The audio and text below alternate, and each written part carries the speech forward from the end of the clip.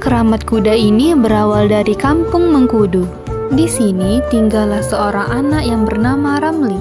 Sejak kecil Ramli sudah menjadi yatim piatu dan ia harus terpaksa bekerja untuk memenuhi kebutuhan hidupnya sebagai pengurus kuda milik juragan kaya raya di desanya yang bernama Dato Pao.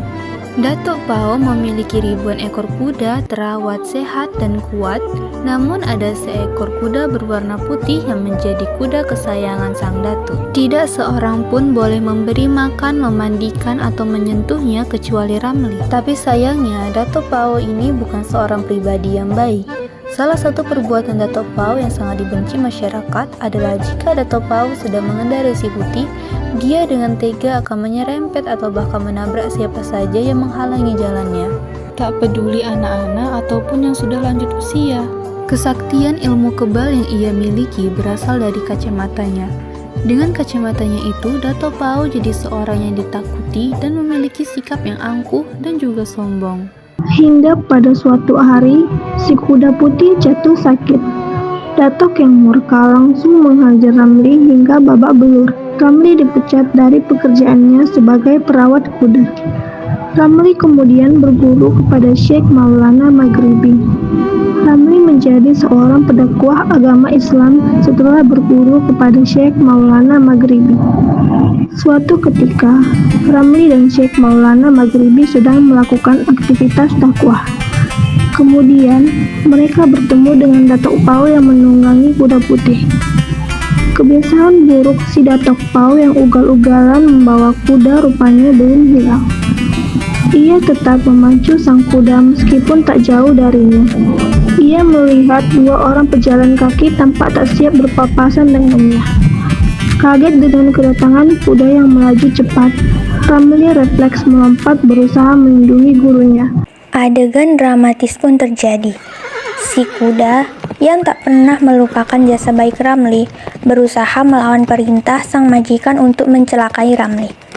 Rupanya, dendam masa lalu Dato Pao kepada Ramli yang ia anggap lalai merawat kuda kesayangannya. Ditambah dengan emosinya yang memuncak karena kuda yang ia banggakan justru melawan perintahnya, membuatnya gelap mata. Sambil melompat dari kudanya, ia menghunuskan pedang dengan niat melukai Ramli. Disinilah cerita pengorbanan itu terjadi. Kuda putih itu langsung menerjang, menghalangi niat jahat Dato Pao. Meskipun untuk itu ia harus rela menerima tebasan pedang di perutnya. Akhirnya sang kuda mati. Namun di saat yang sama, terjangan si putih mengenai wajah Dato Pao, melepaskan jimat kacamatanya dan secara otomatis melenyapkan ilmu kebalnya. Ia pun ikut tewas karena terjangan kuda putihnya. Kisah Datok Pao dan ilmu kebal di kacamatanya disebut-sebut menginspirasi nama desa di Teluk Mengkudu itu, Mata Pao.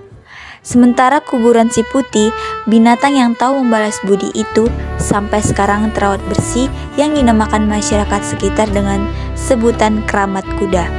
Sampai saat ini, masyarakat setempat masih mengenang kuda putih dengan memperbaiki, membersihkan, dan merawat keramat kuda tersebut.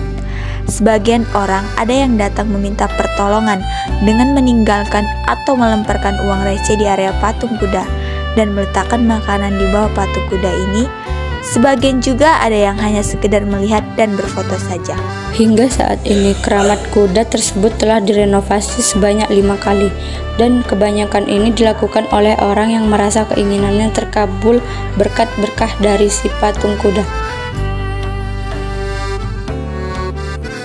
Nah, dari cuplikan cerita di atas tentang Dato Pao dan kuda putihnya bisa kita ambil kesimpulan bahwa dalam hidup kita harus saling kasih mengasihi dan tolong menolong antara sesama makhluk ciptaan Tuhan.